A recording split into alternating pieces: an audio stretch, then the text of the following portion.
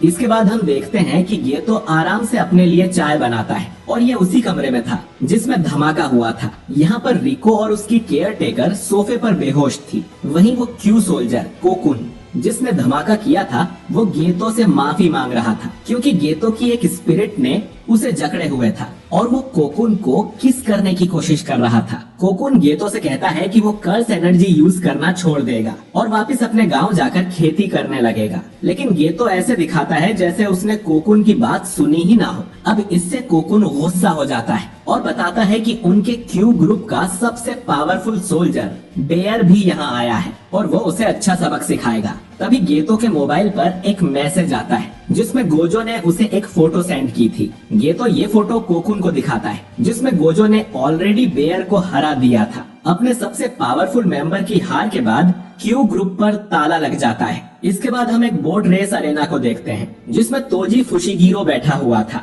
जिसे सॉसेरर किलर भी कहा जाता है। कॉन्ग उसे ढूंढता हुआ यहाँ आता है तो तोजी उसे बताता है कि वो रेस पर पैसे लगाने आया था जबकि अब तक वो एक भी बैट नहीं जीता है। कॉन्ग तोजी को उसका काम याद दिलाता है कि उसे स्टार वेसल को मारना है, जिस पर तोजी कहता है कि वो बराबर की लड़ाई में गोजो को कभी नहीं हरा सकता, इसीलिए उसने कुछ गुंडों को वहाँ भेजा है जिनसे लड़ने में गोजो थोड़ा थक जाएगा और फिर वो अटैक करेगा। इसके बाद तोजी रेस पे लगाए पैसे हार जाता है। कॉन्ग उसे सलाह देता है कि वो सट्टेबाजी पर कम ध्यान दे और जाने से पहले वो तोजी से पूछता है कि मेगुमी कैसा है, मगर तोजी को याद ही नहीं आता कि मेगुमी आखिर कौन है। इधर होटल में गोजो और गेतो आपस में डिस्कस करते हैं कि उन्हें इस लड़की को हॉस्पिटल ले जाना चाहिए या नहीं, और ये भी कि काश वो भी रिवर्स कर्स टेक्निक का यूज कर पाते, बिल्कुल शोको के जैसे, जिससे घायल इंसान को हील किया जाता है। लेकिन शोको इन्हें वो टेक्निक सिखा ही नहीं पाई। इतने में रिको को होश आ जाता है। वो देखती है कि गोजो ने उसे अपनी गोद में उठाया हुआ था।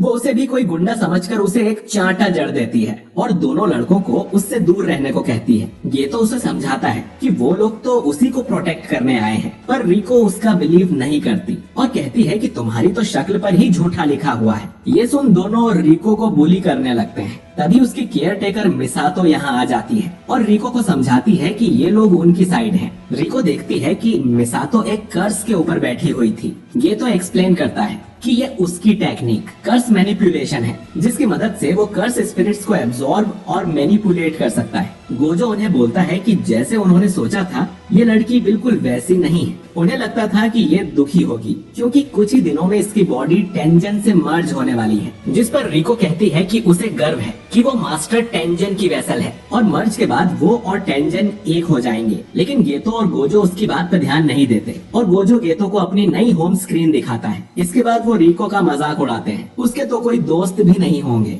और तभी रिको को याद आता है कि आज तो उसे स्कूल जाना है और रिको की रिक्वेस्ट के लिए सभी उसके हाई स्कूल पहुंच जाते हैं। गोजो यागा से पूछता है कि उन्हें तो रिको को सीधा जुजुत्सु हाई ले जाना चाहिए क्योंकि यहाँ उसकी जान को खतरा है, लेकिन यागा बताता है कि उन्हें रिको की हर बात माननी होगी। ये मास्टर टेंजन का आदेश है। जो सुन गोजो उसे बिगड़ैल लड़की कहता है, पर गेतो उसे समझाता है कि मर्जर होने के बाद वो टेंजन बन जाएगी और हमेशा जुजुत्सु हाई के सबसे नीचे वाले हिस्से में रहेगी। वो इसके बाद कभी अपने फैमिली या फ्रेंड्स से नहीं मिल पाएगी, तो उसके आखिरी समय में हमें उसकी विश पूरी करनी चाहिए। मितासो आगे कहती है कि रिको की कोई फैमिली नहीं है। जब वो छोटी थी तभी उनका एक्सीडेंट हो गया था, तभी से मितासो ने ही उसे पाल पोस कर बड़ा किया है, इसीलिए वो भी चाहती है कि अपना आखिरी दिन वो अपने दोस्तों के साथ बिताए। ये सुन गेतो मितासो से कहता है कि यानी कि तुम उसकी फैमिली हो। फिर गोजो गेतो से पूछता है कि उसकी कर्स्ड स्पिरिट्स का क्या हुआ जिन्हें उसने निगरानी रखने भेजा था। गेतो चेक करता है और गोजो से कहता है कि हमें तुरंत रिको के पास जाना होगा क्योंकि उसके 2 कर्सेस को किसी ने मार दिया है। दूसरी तरफ तोजी होटल में बैठकर खाना खा रहा था और टीवी पर रेस देख रहा था। उसने कॉन्ग से कहकर रिको के सिर पे बाउंटी भी लगवा दी थी, यानी जो भी रिको को मारेगा उसे ढेर सारे पैसे मिलेंगे, और इसीलिए कर्स यूजर्स रिको को मारने उसके स्कूल आ गए थे। अब ये तो उस कर्स यूजर को मारने जाता है। वहीं मितासो और गोजो रिको को खोजने भागते हैं। कॉन्ग तोजी को कॉल पर बताता है कि रिको अब भी उसके हाई स्कूल में है और ये भी कि अगर तोजी से पहले किसी और ने रिको को मार दिया तो इनाम का सारा पैसा उसे मिल जाएगा और तोजी को कुछ नहीं मिलेगा। साथ ही उसका बॉस ये भी कह रहा था कि तोजी को हायर करने से अच्छा तो वो शुरू से ही रिको के सिर पे इनाम रख देते। तोजी एक्सप्लेन करता है कि उस लड़की के साथ गोजो है, सैकड़ों साल में वो पहला ऐसा है जिसके पास लिमिटलेस और 6 आइस ये दोनों टेक्निक्स हैं। जब तक वो उस लड़की के साथ है कोई उसे नहीं मार पाएगा। तोजी कॉन्ग से कहता है कि वो बाउंटी को 47 घंटों तक चलने दे, उसके बाद वो सारा पैसा वापस उसके पास भेज दे।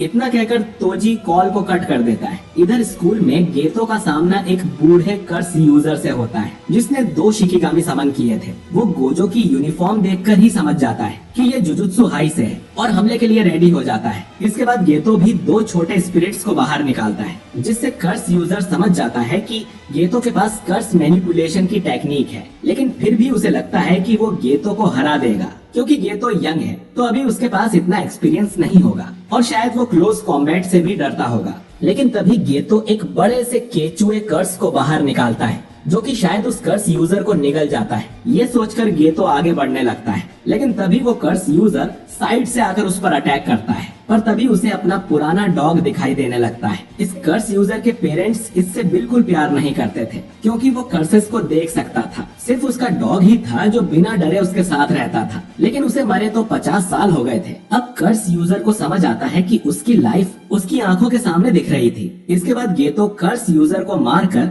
उसकी हालत खराब कर देता है क्योंकि वो हैंड टू हैंड कॉम्बैट में भी काफी अच्छा है और शुरू से ही वो यही चाहता था। अब गेतो उससे पूछता है कि वो कौन से ग्रुप से आया है, क्यू या टाइम वेसल एसोसिएशन। इधर गोजो सीधा रिको की म्यूजिक क्लास में पहुंच जाता है और बाकी लड़कियां गोजो को देखकर उस पर लट्टू हो जाती हैं। पहले तो उन्हें लगता है कि ये जरूर रिको का बॉयफ्रेंड होगा, पर रिको बहाना बनाती है कि ये बस उसका कजिन है। वो गोजो को उसके ग्लासेस निकालने को कहती है और गोजो भी सबको पोज देने लगता है। इनकी टीचर भी चुपके से गोजो को अपना नंबर दे देती है। फिर गोजो चुपके से रिको को लेकर यहाँ से निकल जाता है। गोजो अब रिको से कहता है कि वो सीधा जुजुत्सु हाई जा रहे हैं क्योंकि अगर यहाँ किसी से लड़ाई हो गई तो रिको की फ्रेंड्स को भी खतरा हो सकता है। तभी हम एक कर्स यूजर को देखते हैं जिसने अपने सिर पे एक बैग डाला हुआ था। वो रिको को देखकर कहता है कि इस मामूली लड़की को मारने पर 30 मिलियन मिलेंगे। तभी वहाँ मितासो आ जाती है और पूछती है कि उसे किसने भेजा है। इसके बाद मितासो सिर्फ एक झाड़ू से